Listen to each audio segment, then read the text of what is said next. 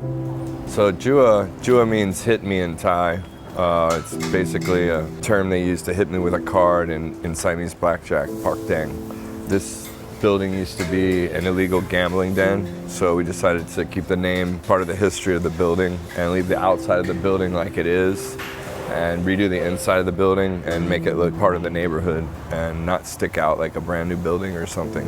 And rather than building a new building, we wanted to use an old historical building. And that's what we have now. The concept behind JUA is my partner and I are both big fans of Japan and Japanese culture, food, drink. So we opened a sake bar and a yakitori bar. It's been very popular with expats, locals alike since we opened about 8 months ago.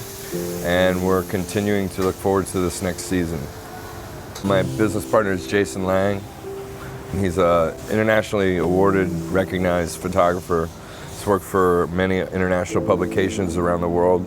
He's worked on pretty much every continent besides the two polar caps.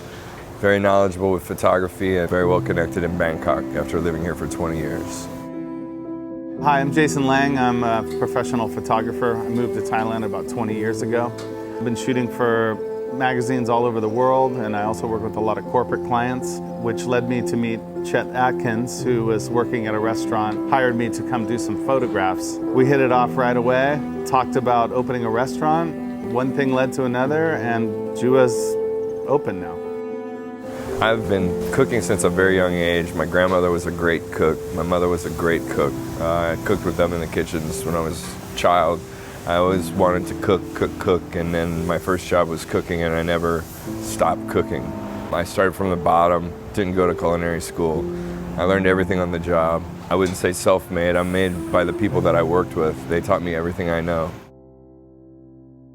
I started out at 15 years old, and I loved to cook at home. And my father met a gentleman who was an executive chef, and he asked that gentleman if he would give me a shot at a job. His name was Stephen Bloom. He's an executive chef for the Orlando Magic. Basically the city of Orlando, all their performing arts center, everything that they had as far as venues are concerned. So he gave me a shot as my first job, and I never looked back. I just kept cooking, and I worked with him for 6 years. I basically went to culinary school in his kitchen, which was pretty interesting as he was a chef.